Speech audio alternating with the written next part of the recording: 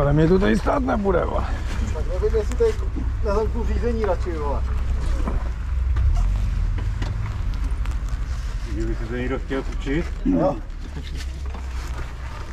Jste dorazili.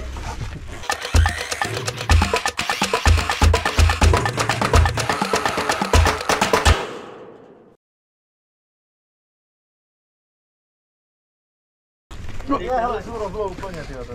Já to řeknu, vy si to pak řeknete mezi sebou. Máte ty žetonky u sebe, tak ty jsou tady na Motomuzeum a tamhle na skanzen. Jo?